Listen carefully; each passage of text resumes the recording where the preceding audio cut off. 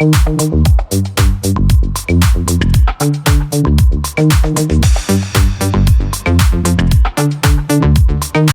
हमसे ज़्यादा चर्चा आप लोगों की है।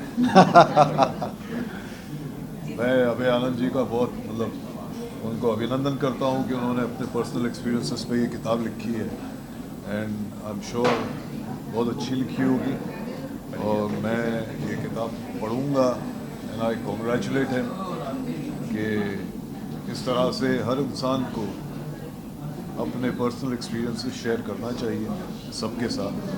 तजुर्बात से ही ज़िंदगी बनती है, तो इससे अगर यूथ को या हमारे यंगस्टर्स को कोई प्रेरणा मिल सके उससे अच्छी क्या बात हो सकती है। सर, आपने जोधा अकबर में इतना दमदार किरदार निभाया और अभी आपको कोई अपकमिंग प्रोजेक्ट?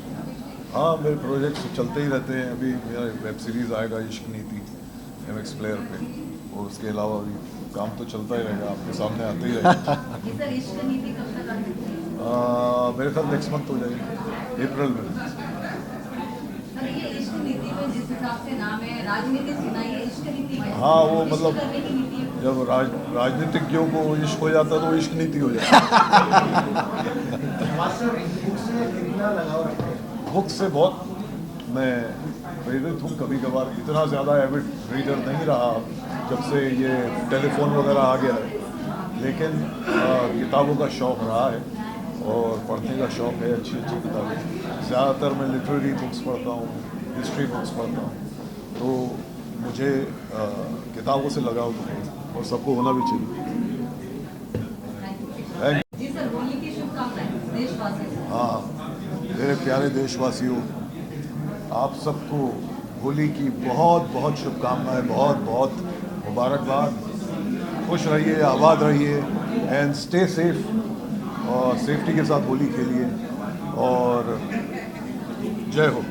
जी सर, क्या कहना चाहिए आपकी लॉन्चिंग?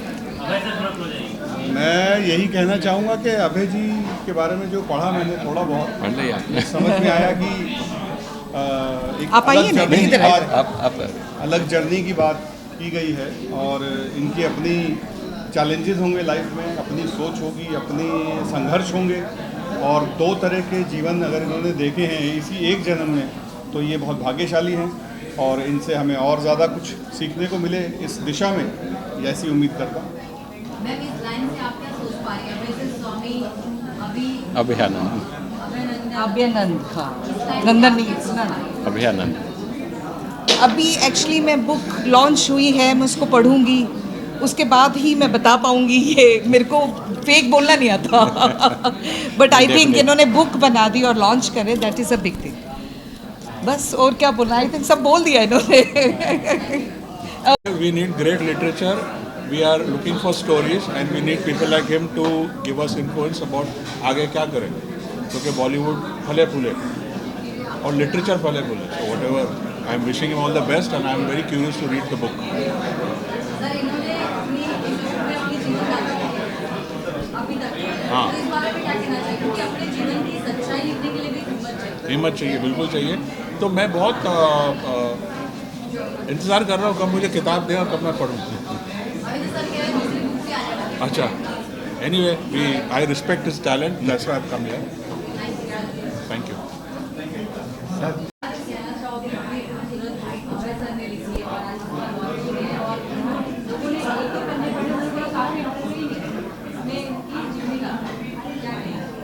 हाँ, मैंने भी 3 ही पन्ने पढ़े हैं, तो जो मुझे फॉरवर्ड किए गए थे।